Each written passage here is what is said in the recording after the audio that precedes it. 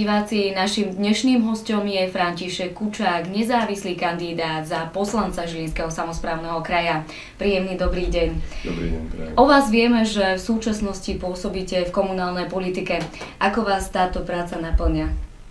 Tak je pravdou, že som bol na konci roka 2010 zvolený za poslanca mestského zastupiteľstva. Naplňa ma hlavne povinnosťou niečo pre ľudí, ktorí vložili svoju dôveru do mňa, aj teraz následne urobiť, lebo tým zvolením na post sa práca nekončí, ale začína. To by malo byť s prievodom každých volieb a predsa zatím každého politika.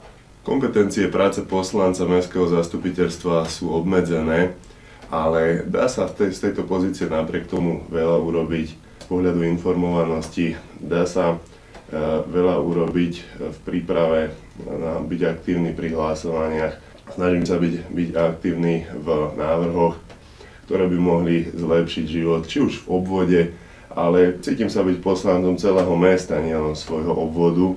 Takže táto práca ma naozaj náplňa a snažím sa posúvať v nej dopredu. V súčasnosti ste nezávislým kandidátom za poslanca Žilinského samosprávneho kraja.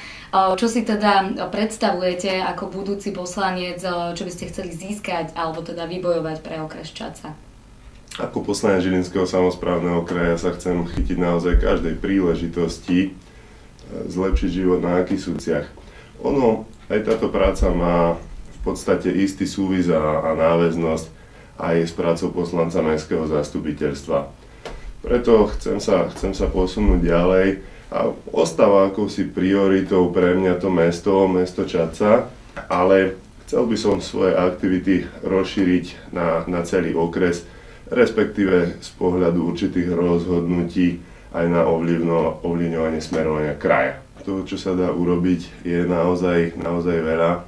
Kompetencie kraja asi väčšina ľudí pozná. Riadi jednak naše domovy sociálnych služieb, je zriaďovateľom stredných škôl.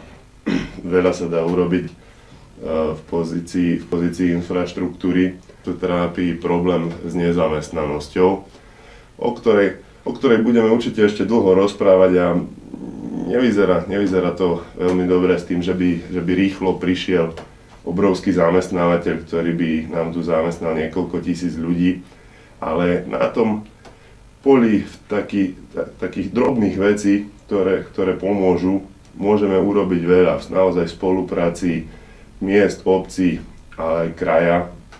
A samozrejme potom prostredníctvom kraja a teda pozície župana sa dá rokovať aj na úrovni vlády.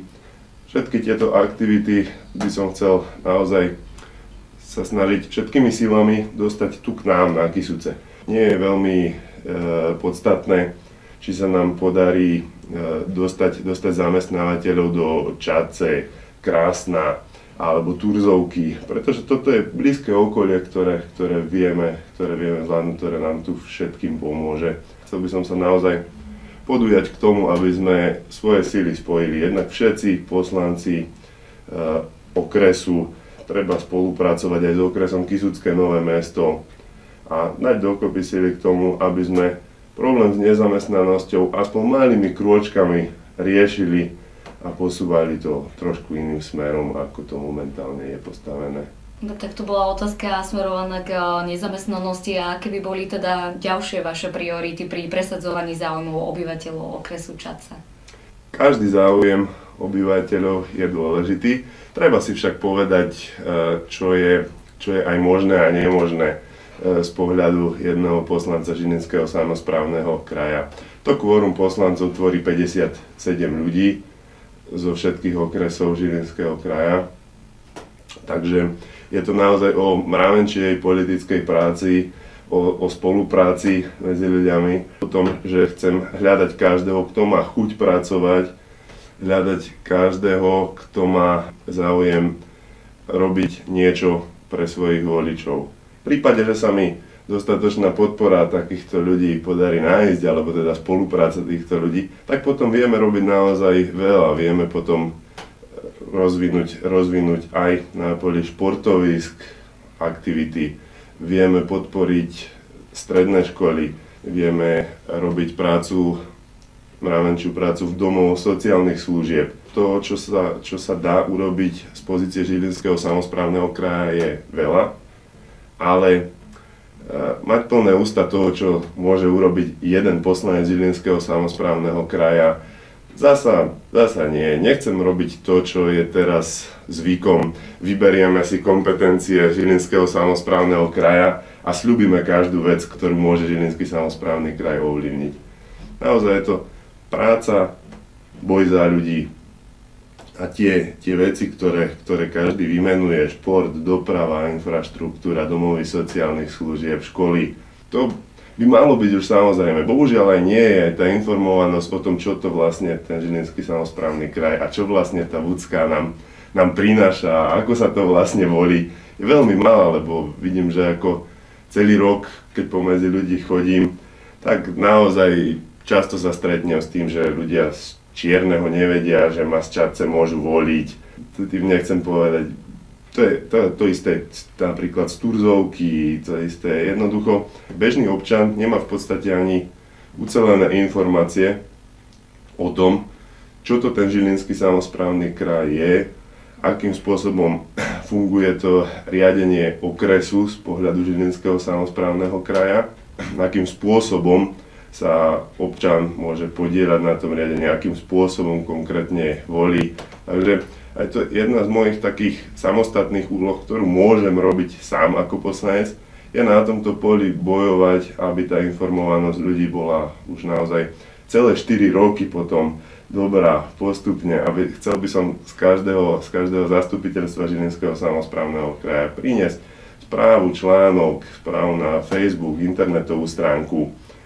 Keď toto bude viacero ľudí robiť 4 roky stále, tak aj to povedomie ľudí bude neskôr úplne iné a verím, že aj voľby budú potom o inom, nebudú o 20%, ale ak ľudia budú cítiť, že je odozva, že tí zvolení zástupcovia niečo robia, snažia sa, zázraky sa zo dňa na deň nedejú. Ale po malých kvapkách aj morená kvapka. Na kandidátke môžeme vidieť, že patríte medzi najmladších kandidátov. Chcete takýmto nejakým spôsobom osloviť aj mladých voličov budúcich? Samozrejme, no, je pravdou, že vo svojom veku 29 rokov bohužiaľ som druhým najmladším kandidátom na kandidátke.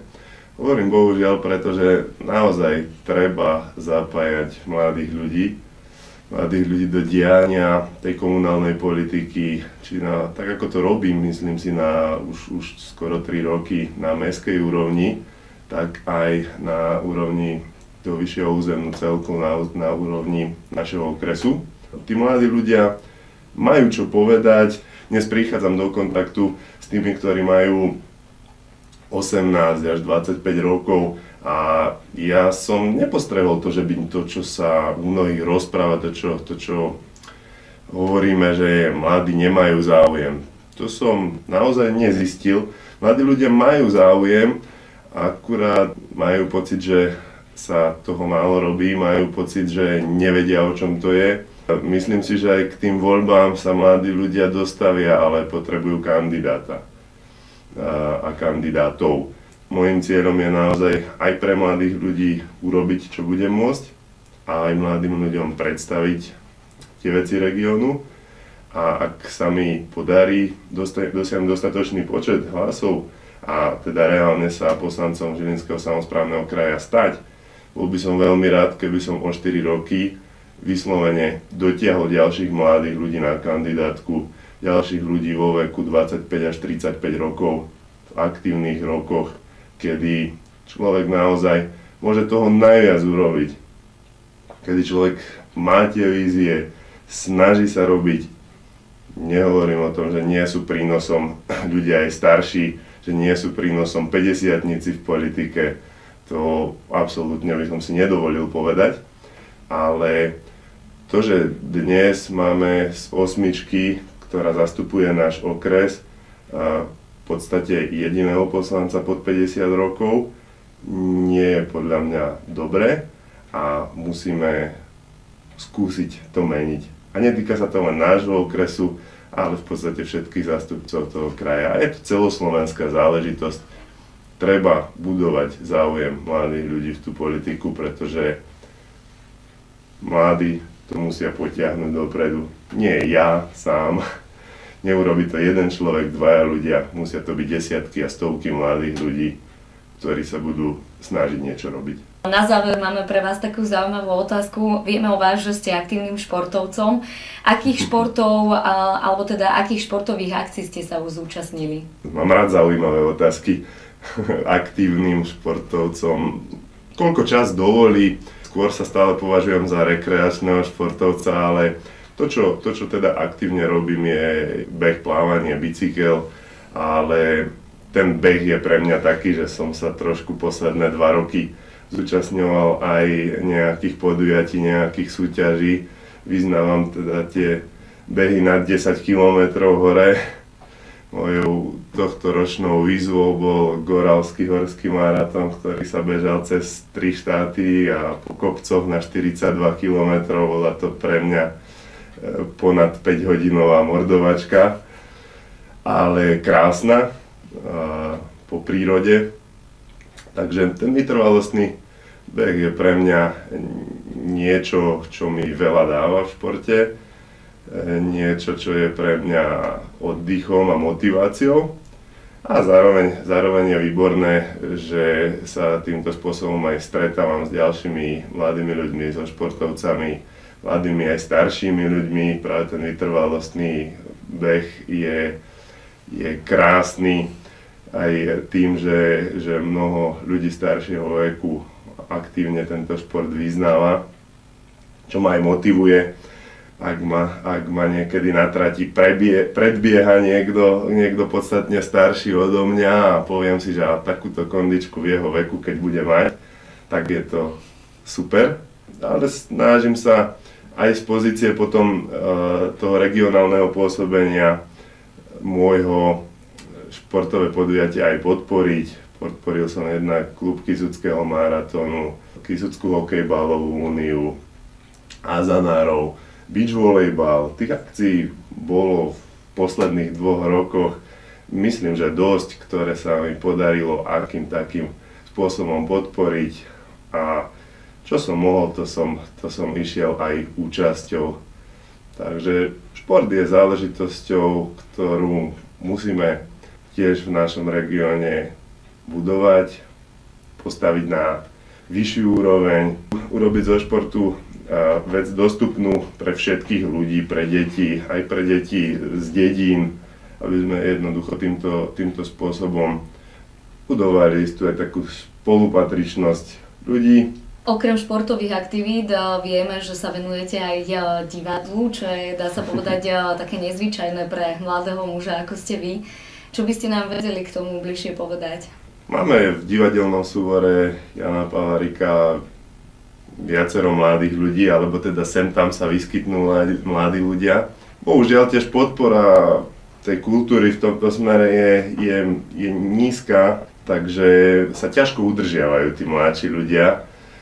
Ťažko sa ten záujem u nich to buduje, je to väčšinou o tom, že niekto skúsi, príde, ale keď vidí, že naozaj je to mravenčia robota zadarmo, je to o tom, že hovorí sa tomu ochotnícke divadlo, je naozaj o ochote robiť, o ochote hrať, ale svoju odmenu to má veľkú. Nie je lepšieho pocitu, ako urobiť hotovú divadelnú hru, postaviť sa pred ľudí, odohrať to a vidieť, že ich to zaujalo, vidieť, že tí ľudia na to radi prídu znova. Dostal som sa k tomu v podstate, už je to skoro 5 rokov naspäť, tak nejak ako sa hovorí, ako slepá hus k zrnu. Kolak na strednej škole som o takých veciach sem tam rozprával, rozmýšľal a vrajím tých 5 rokov dozadu divadelný súbor Jana Palarika potreboval teda obsadiť chýbajúcich hercov do hry, tak som prišiel, porozprával sa s nimi a už sa rozprávame 5 rokov a robíme v podstate za tú dobu, čo tam som, 4. hru.